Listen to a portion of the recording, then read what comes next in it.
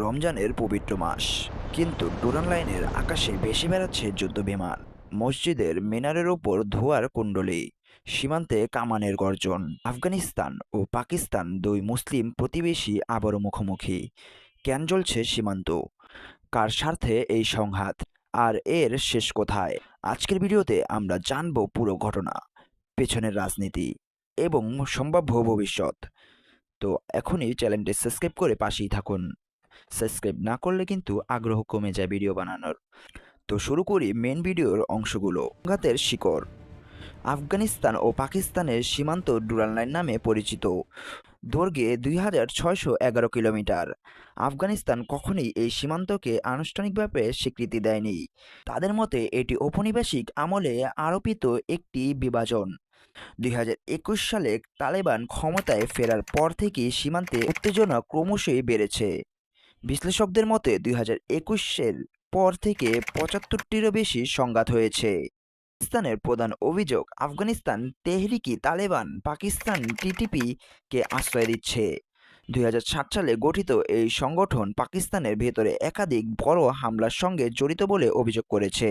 সংঘাত বিশ্লেষণকারী সংস্থা এসিএলইডি এর জ্যেষ্ঠ বিশ্লেষক পার্লস পার্ডো বলেছেন, আফগান তালেবান সম্ভবত টিটিপির বিরুদ্ধে কঠোর ব্যবস্থা নিতে চায় না, কারণ টিটিপি যোদ্ধারা যদি ইসলামিক স্টেট প্রভিন্সেন এ যোগ দেয় তাহলে তালেবানের জন্য বড় হুমকি তৈরি হতে পারে।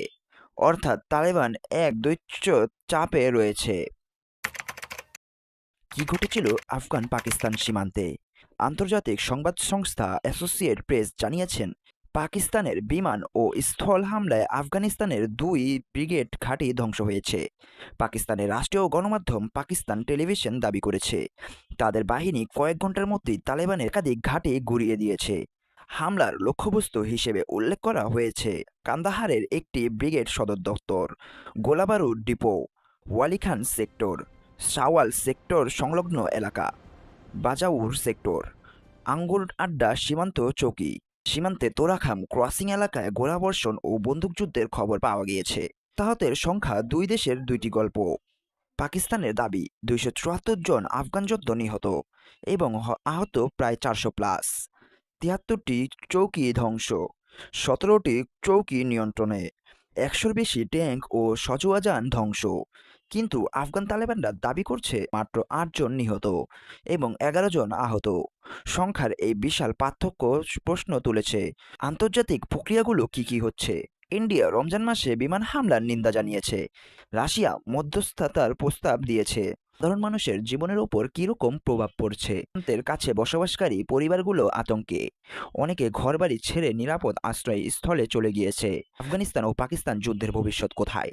2025 সালের অক্টোবরে কাতার ও তুরস্কের মধ্যস্থতায় যুদ্ধবিরতি হয়েছিল, কিন্তু তা স্থায়ী হয়নি। বিশ্লেষকদের মতে, যদি টিটিপি ইস্যু সমাধান না হয়, যদি সীমান্ত স্বীকৃতি নিয়ে সমঝোতা না হয়, তাহলে বড় ধরনের সংঘাত অনিবার্য হতে পারে। রমজান মাসে শান্তির বদলে ক্যান বারুদের গন্ধ। ইতিহাস বলছে, অমীমাংসিত সীমান্ত কখনো স্থায়ী শান্তি দেয় না। আপনাদের কি মত? জানিয়ে ফেলুন কমেন্টে। আপনাদের মতামত আমরা খুব আগ্রহ সহকারে পড়ে থাকি।